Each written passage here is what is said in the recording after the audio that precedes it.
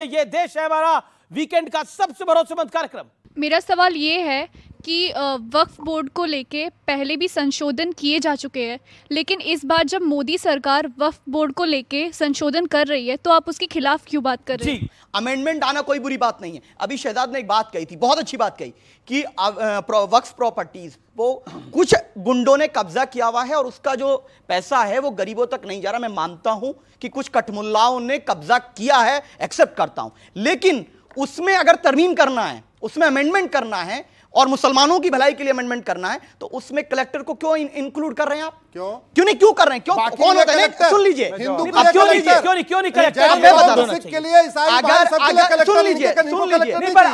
अगर इनकी जमीन पे कोई कब्जा होता है तो कलेक्टर ही तो डिसाइड करेगा। नहीं। अग्रवाल धर्मशाला पे मैं जाके बोलूं मेरे पिताजी ने दान किया हनुमान मंदिर बनाने के लिए, तो मेरा और अग्रवाल जी का धर्म मुकदमा कोर्ट में चलेगा। और सादाब जाके कोई चौहान जाके बोलेगा तो मुकदमा कोर्ट में चलेगा, अगर सादाब जाके बोलेगा तो वक्फ ट्रिब्यूनल में चला जाएगा। ये दिक्कत है। अब इनको एक खूबसूरती बता दूं, शादाब चौहान जाके बोलेगा तो भी वक्फ ट्रिब्यूनल में चलेगा। आपने कहा ना चौहान बोलेगा तो अदालत में चलेगा, कलेक्टर के यहां चलेगा, शादाब बोलेगा, शादाब चौहान बोलेगा तो भी वक्फ ट्रिब्यूनल में चलेगा। आप चिंता ना कीजिए। दूसरी बात, 10 सेकंड, वक्फ के इशू पर आपने बहुत अच्छी डायलॉग डिलीवरी की, वहां पूरी दुनिया का एग्जाम्पल दे रहे हैं। आप भारत की बात कीजिए, अगर वाकई में आपको चिंता है कि वक्फ पे गलत संपत्ति है, आप उन पॉइंट्स को रेज करिए कि ये संपत्ति वक्फ की नहीं थी। और मैं चुनौती देता हूं अश्वनी जी आपको आप सुन लीजिए, आप देश के बड़े वकील हैं, मैं आपको चुनौती देता हूं कि वक्फ पे खुली पब्लिक डिबेट की मैं आपको चुनौती देता हूं न्यूज़ 18 के कार्यक्रम से। मैं साबित करके दिखाऊंगा कि वक्फ की संपत्तियों पर किस प्रकार से अवैध कब्जा सरकार के लोगों ने भी किया,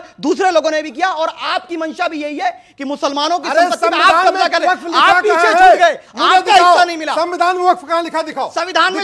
joint Hindu family tax rebate कहां लिखा? संविधान में वक्फ कहां लिखा? आर्टिकल 14 को वायलेट करता नहीं, आर्टिकल 14 को वायलेट करता नहीं। चैलेंज करो सर, मैं तो कह रहा हूं हमने जैसे वक्फ का चैलेंज किया, आप चैलेंज करो। आर्टिकल 14, अरे आपको लगता है चैलेंज करो ना, हमने चैलेंज किया हुआ। लगता नहीं, आप बताइए, भारत के संविधान में कहीं लिखा ही नहीं। Joint Hindu family. अच्छा एक सेकंड, मैं तो चुनौती दे रहा हूं आपको। अच्छा क्या भारतीय एक सेकंड, क्योंकि बार बार संविधान के दायरे की बात हो रही है, क्या भारतीय संविधान में वक्फ का जिक्र है? पकड़ लो, दिखाओ। हाँ बताता हूं, इसमें ही आर्टिकल 25 से लेकर 28 तक क्या लिखा है उसमें? सुन लीजिए, अब बोले दीजिए 10 सेकंड। आर्टिकल 25 से 28 तो जितना भी है उसमें रिलीजन और उनकी लिखा हुआ कि नहीं लिखा हुआ? नाम वक्फ हो जाने से ये जमीन का मामला है, ये रिलीजन का मामला नहीं है। नहीं, ये जमीन का मामला है। जमीन का नहीं है, दान का है। नहीं, दान का मामला है। ये दान की हुई जमीन है, ये मुसलमानों की जमीन है। बहुत सही, ये मुसलमानों की जमीन है। ये मुसलमानों की जमीन है। और आप जॉइंट हिंदू फैमिली टैक्स, इन्होंने सही कहा, जॉइंट हिंदू फैमिली टैक्स। अरे सुन तो लो, एक वर्ड बोल दीजिए। इन्होंने सही कहा, ये वक्फ का मामला नहीं, दान का मामला है। तो दान के लिए संविधान कहता है यूनिफॉर्म चैरिटी कोड होना चाहिए, यूनिफॉर्म एंडाउमेंट कोड होना चाहिए, सबके लिए एक होना चाहिए, मजहब के आधार पर नहीं होना चाहिए। अभी आपने बोला, सुन लीजिए, पूरा सुनिए, कि ये रिलीजियस चीज में इंटरफेरेंस नहीं होना चाहिए, ये हमारी आज़ादी है, धर्म के आधार आज़ादी है हमारी संविधान में। हमारे धर्म के हिसाब से, मुस्लिम धर्म के हिसाब से शरिया कानून लागू होता है, जिसका मतलब कि अगर अमीश चोरी करते हैं तो कानून का सजा अलग है और हमारे लिए सजा अलग है, हमारे हाथ काटने की।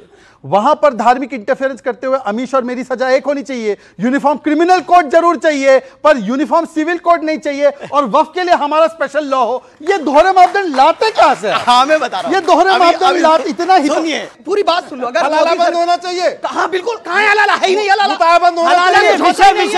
हलाला कुछ होता ही नहीं, विषय अलग हो रहा है, लेकिन आखिरी दौर है।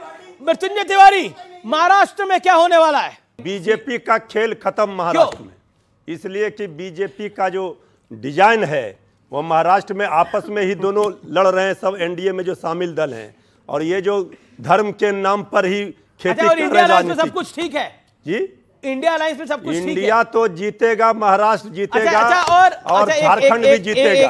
बिल्कुल, झारखंड भी जीतेगा। आपको शुभकामनाएं उसके लिए। मैं प्रश्न पूछ रहा हूं, आपका सीएम कैंडिडेट कौन है महाराष्ट्र में इंडिया अलायंस का? हमारा सीएम कैंडिडेट उद्धव ठाकरे। हमारा सीएम कैंडिडेट जो भी होगा, इंडिया गठबंधन के सभी दल मिलकर के तय कर लेंगे। कोई कंफ्यूजन नहीं है कि वो कैंडिडेट है। बताइए विवेक जी। देखिए, चुनाव में जो भी जीते हारे, लेकिन एक जो बुरी बात हो रही है उस मुल्क के अंदर, जो बहराइच में आप सबने देखा किस तरीके से धार्मिक जुलूसों को लेकर के दो समुदाय आपस में भिड़ रहे हैं। फिर वो उतरौला, बलरामपुर, श्रावस्ती, हर जगह पे यात्राएं निकल रही हैं। गिरिराज सिंह भी कूद पड़े। तो इनको फांसी होनी चाहिए कि नहीं? जिन्होंने उस बच्चे को उकसा करके छत पे चढ़ाया उनको गोली मारो। और जिन्होंने गोली वो मारा कौन लोग थे? जिन्होंने उनको गोली गोली मारा, यात्रा चला रहे थे, जिन्होंने उस छोटे गोली मारा, से उनको बच्चे को फांसी नहीं भड़का होनी चाहिए। करके एक्साइट करके इंस्टिगेट करके किसी के घर में घुसा देना, ये यही चीज होती है ना। ठीक है ओके शहजाद, आखिरी दौर है, आखिरी राउंड है। 10 सेकंड में मैं व्यक्तिगत रूप से विवेक जी मेरे अच्छे मित्र है, ये मैं बता दूं आपको, मैं बहुत सम्मान करता हूं क्योंकि ये असलियत में उदारवादी प्रोग्रेसिव है, जिसको बोलते हैं लिबरल प्रोग्रेसिव। लिबरल प्रोग्रेसिव वो कहता है कि चाहे आप जितना भी किसी को उकसाओ, reaction should not be violence. आज यहां पर क्या बोले, डीजे म्यूजिक बजा दिया, मस्जिद के सामने यात्रा निकल गई, तो उसका मतलब गोली, गुस्ताखे मस्जिद की एक ही सजा गोली से उड़ा दो, गुस्ताखे डीजे का एक ही सजा गोली से उड़ा दो, गुस्ताखे हरा झंडा हटाने का एक ही सजा गोली से हटा दो। और महाराष्ट्र का सवाल क्योंकि आपने पूछा है, ये होने वाला है जलेबी बाई। मृत्युंजय जी बगल में क्या है? जलेबी आई। जलेबी से तो समझ गए होंगे, हरियाणा में यही बोलते हैं, हरियाणा में चिल्ला चिल्ला।